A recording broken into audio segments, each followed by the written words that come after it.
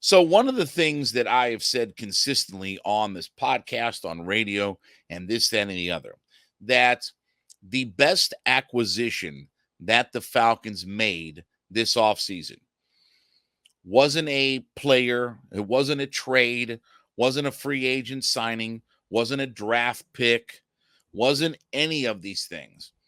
The best acquisition that the Falcons made this offseason was bringing in Jerry Gray. Now, we've talked about him on the show before and how excited I have been.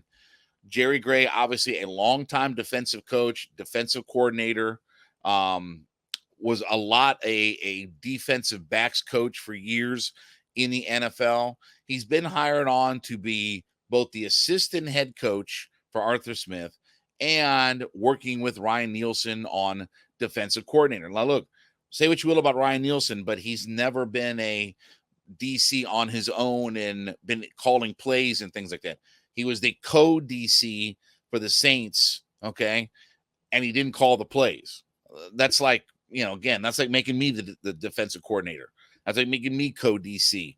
You're not going to call the plays and such. I mean, again, that's what you want to do. So, again, he's got the experience, but obviously, that he can afford to learn more, from a guy like Jerry Gray. So he's been brought in here for that as well. And he's obviously working with the defensive backs. Now, if you don't know about Jerry Gray, Jair Alexander swears by Jerry Gray. Like, read quotes from Jair Alexander, one of the best corners in the NFL for the Green Bay Packers.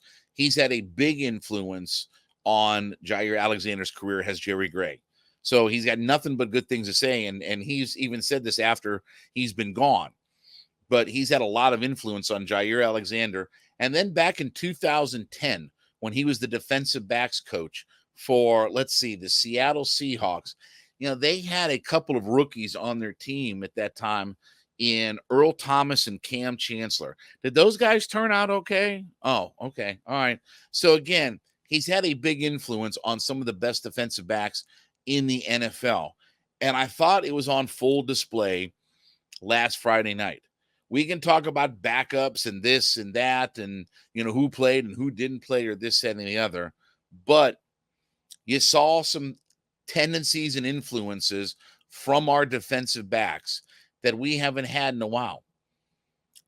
Intercepting balls. They had multiple interceptions, the pick six, right? Being able to defend down deep in the red zone. We saw all of these things. And again, it doesn't matter what the name is on the back of the jersey. You see the influence that a Jerry Gray has on this roster. I think you can see the influence that Ryan Nielsen has as well, as far as our defensive front and just getting after people and putting that push on. But you definitely saw that in the defensive backfield for this team. They played well, whether it was D. Alford or Breon, what's his name? I mean, they played really well at the defensive back spot. And look, you don't think that this is going to translate over to your starters? You don't think that A.J. Terrell or Jeff Okudah or Jesse Bates or Richie Grant or Jalen Hawkins aren't going to benefit from having a guy like this coaching them? Of course. And Jesse Bates has talked about Jerry Gray's influence already. He's already been talking about the idea of what a good coach he is and bringing him in and learning so much for him. And A.J. Terrell has talked a little bit about him, as well. So again, I go back to, this is the low-key best move that the Falcons made. And look, we have enough talent, once Okudah gets healthy, and there's reports that he may be back coming week 1 of the regular season, but with Okudah, with A.J. Terrell, with Jesse Bates, who they spent a crap ton of money on, Richie Grant, Jalen Hawkins, Mike Hughes, all of those guys are going to benefit from the coaching of Jerry Gray. All of those guys are going to be influenced by his coaching philosophy.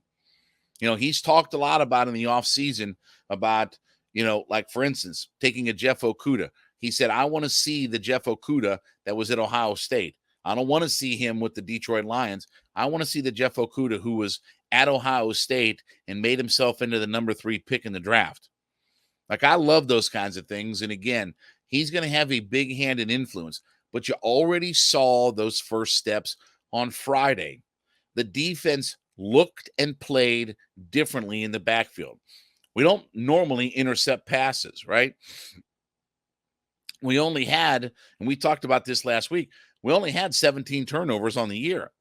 We only averaged 1 turnover per game. So again, how many interceptions were we creating? How many really good goal line stands did we have? How many good pass defendeds did we lock teams down to where we kept them out of the end zone? It wasn't just the defensive front for this team. It was also the influence of a Jerry Gray on this defensive backfield. And again, I'll say, you don't think that that's going to translate into the first team guys? You don't think that the first team guys are not going to benefit from the same type of coaching and philosophy and things like that? If every defensive back on our roster is smart, they'll get down on one knee and listen to what Jerry Gray has to say. And I'm being facetious and all that, but again, he's going to have a big influence on this defensive backfield. And that's the thing I'm looking for. And I know he's not the actual defensive backs coach or whatever like that, but let me assure you, when guys are already talking about Jerry Gray, when guys are already bringing his name up unsolicited, okay, that tells you he's having an influence. And I promise you, guys like Jair Alexander, Earl Thomas, Cam Chancellor, all benefited from him. If we can get that level of play out of our defensive backfield, we're going to have one of the top 10 defensive back groups in the NFL. We're going to be one of the best group of combination of corners and safeties. We're going to have a top 10 defensive backfield for us. And that's something that our talent tells us that we can be that. Now I think we have the right guy at the helm to make all of that happen. Now we feel like we have the right guy that is guiding this, thing. And he may not be the quote unquote defensive backs coach, or he may not be the quote unquote defensive coordinator on this team, but everybody's already talking about Jerry Gray and the influence that he's having. And again, I don't care if he's out front with it. I don't care if he's behind the scenes with it. I know that he's helping influence these guys and making everybody better in that defensive backfield.